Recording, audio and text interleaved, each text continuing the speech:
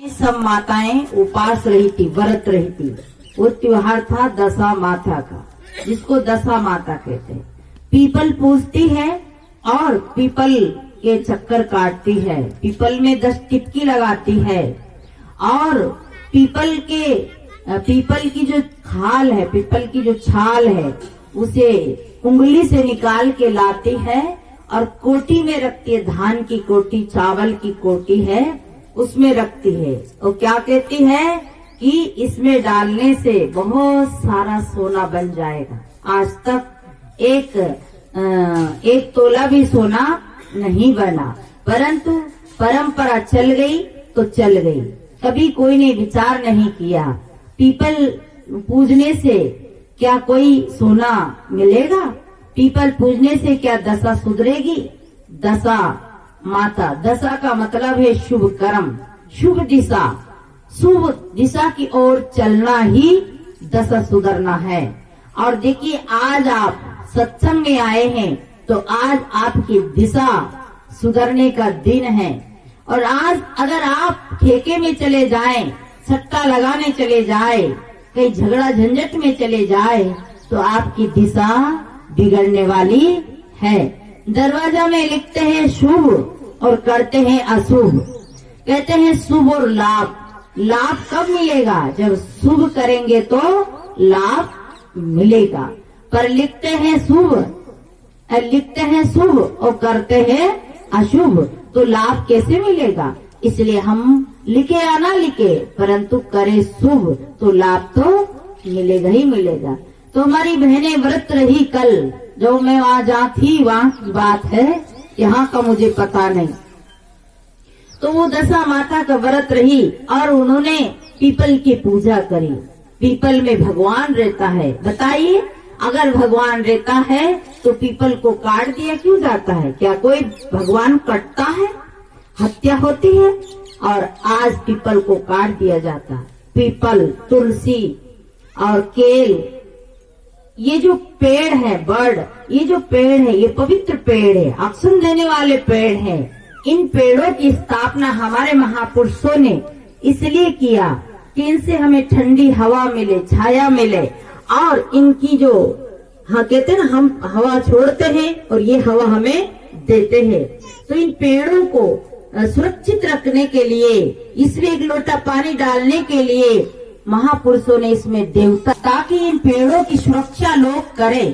परंतु ये कल्याण मोक्ष देने वाले पेड़ नहीं है। पर आज देखते हैं लोग तुलसी की शादी करते हैं, तुलसी के साड़ी चढ़ाते हैं, तुलसी के लहंगा पहनाते हैं, तुलसी के नथनी बिंदी लाते हैं। क्या तुलसी कोई स्त्री है? अरे एक पेड़ है, पर उन्हें साड़ी उड़ाते हैं, उनकी पूजन करते। यहाँ तक कि नर्मदा जी को भी साड़ी उड़ाते हैं। हमारे सुटालिया में वैष्णव देवी है, जब नवरात्र आती है तो पूरे सुटालिया की लेडी से बढ़िया बढ़िया साड़ी में साड़ी जोड़कर पूरी बाजार में निकलती है। कहते हैं कि आज मैया को चुनरी ओढ़ाएंगे। देखिए, मैया दुनिया को चुनरी ओढ़ाती है और ये हमारी बहना मैया को चुनरी ओढ़ाती है। क्या वो पानी चुनरी ओढ़ेगा? जो नर्मदा का पानी है वो चुनरी ओढ़ेगा? क्या वो लेडीज है कोई? बताइए। परंतु हमने ऐसा माना है कि नर्मदा कोई देवी है। अरे नर्मदा कोई देवी है तो किस रूप में है? वो किस रूप में है? हमने आज तक उसका भेद नहीं जाना, नहीं समझा। हमारे भारत में 3 देवियां ज्यादा श्रेष्ठ है, दुर्गा, सरस्वती और लक्ष्मी। और गंगा जमुना इन्हें भी बताते हैं। परंतु देखिए, सरस्वती जो देवी है वो बाहर नहीं है। जो देवी जो बताई गई है, ये देवियां क्या है? हमारे अंदर की शक्तियां देवियां है। हमारे अंदर जो शक्ति है वो देवी है। आपके अंदर जब विद्या शक्ति जागृत होती है तो आप साक्षात कौन है? सरस्वती मैया है। हमारे अंदर की जब विद्या जागृत होती है तो विद्या ही सरस्वती है। और दुर्गा कौन है? जिसके अंदर शौर्य शक्ति है, जिनके अंदर दुश्मनों से लड़ने की शक्ति है, काम क्रोध से लड़ने की शक्ति है, विकारों से लड़ने की शक्ति है। वो कौन है? दुर्गा है। जिनके अंदर सद्गुण शक्ति है, दया, क्षमा, सत्यशील विचार, ऐसे सद्गुण शक्ति है, वो लक्ष्मी है। पर आज हमारी बहनें किनको पूजा करती है? तुलसी की पूजा करती है, नर्मदा की पूजा करती है, और घर की नर्मदा भूखी प्यासी रहती है, घर की नर्मदा रोती रहती है और नर्मदा मैया की पूजा करती है। विचार करिए, सोचिए थोड़ा, कहाँ जा रहे हम, किधर जा रहे? साहेब कहते जीव दुर्मति डोले संसारा। हमारे भारत में बहुत सारी परंपरा ऐसे चल गई। कैसे चल गई?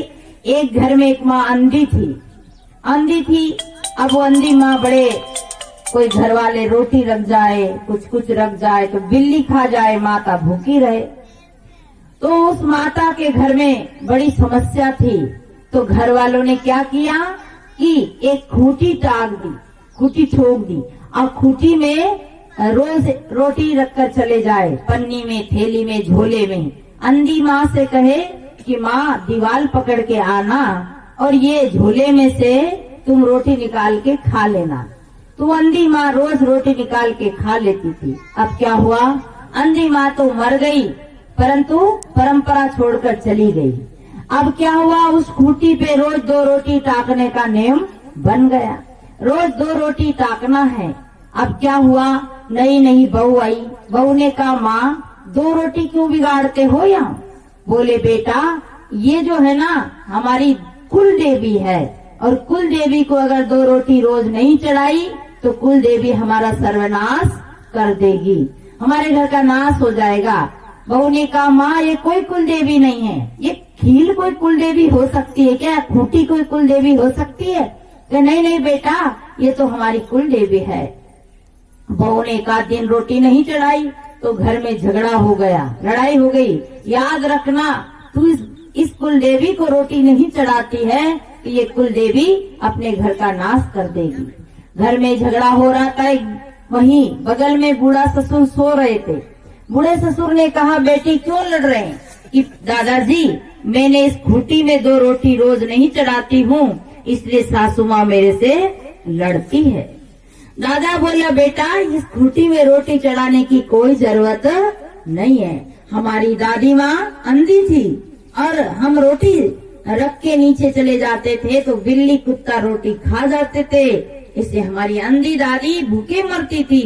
तो हमने एक उसका उपाय सोचा, एक तरीका सोचा कि खूंटी में, झोले में रोटी टाक कर जाए, ताकि अम्मा दीवार पकड़ के चली जावे और अपने हाथ से रोटी निकाल ले और खा ले। तो हमारी दादी माँ ऐसे ही करती थी। हम खेत बाड़ी में काम करने चले जाते थे और वो खूंटी से निकाल कर रोटी खा लेती थी। ये हमारी क्या थी? समस्या। पर आज क्या है? आज तो वो बन गई एक परंपरा, चल गई, मतलब चवन्नी चल गई। ऐसी हमारे खोटे विचार चलते जाते हैं। एक घर में बहू आई और दूल्हा दुल्हन शादी करके आए, तो दूल्हे दुल्हन को दरवाजे पे खड़े कर दिए। बोले, ठहरो, अभी इसका स्वागत नहीं करेंगे। कब करेंगे?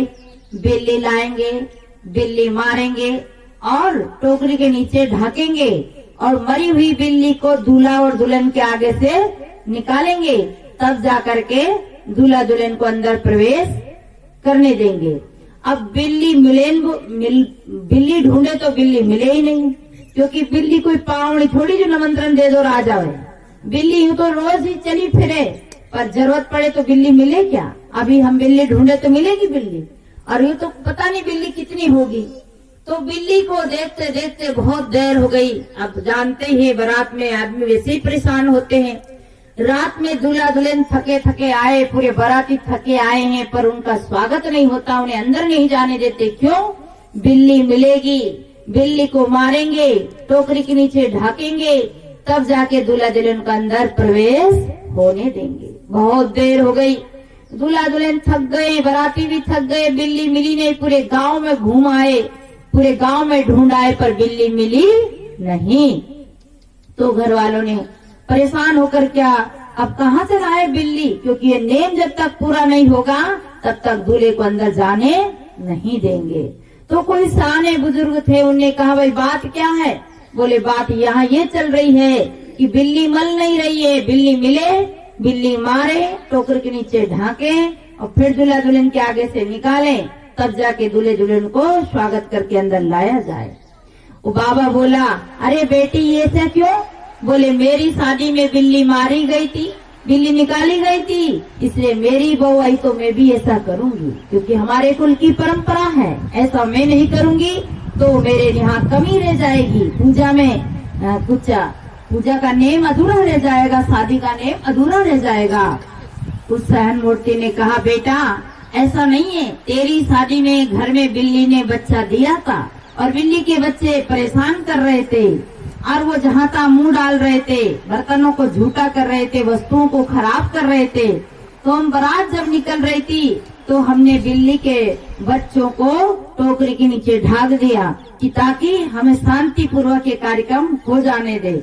हम तो चले गए बारात में, भूल गए, इतने आए तब तक बिल्ली मर गई, बिल्ली के बच्चे मर गए। अब मरे हुए बच्चे घर में पड़े थे, इसे उन्हें फेंकना ही था, तो बाहर दूल्हे दुल्हन को तुमको खड़ा कर दिया और बच्चों को फेंका।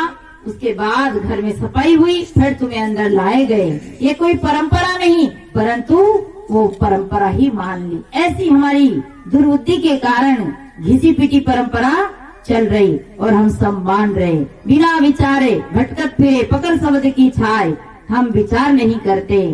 कभी साहब कहते भंवर जाल बग जाल है, बूढ़े बहुत अचेत, कहें कभी ते बाछे जाके हृदय विवेक। इसलिए यहाँ कबीर साहब की सत्संग, सदगुरु कबीर हमें विवेकवादी बनाते हैं, मानवतावादी बनाते हैं और हमें बुद्धि का उपयोग करने की बात कहते हैं, पर हम ऐसे ही भटक जाते। इसे सदगुरु कहते जीव दुर्मति डोले संसारा। एक घर में क्या हुआ, एक गांव में नट और नटनी आई थी। नट नटनी जानते हैं, नाच दिखाते, खेल दिखाते। तो नट खेल दिखाने आए। उस गांव में क्या हुआ, ऊंट को बिल्ली, उस गांव में ऊंट की चोरी हो गई। ऊंट मतलब ऊंट को कोई ले गया। तो गांव वाले कहे भाई ऊंट कौन ले गया?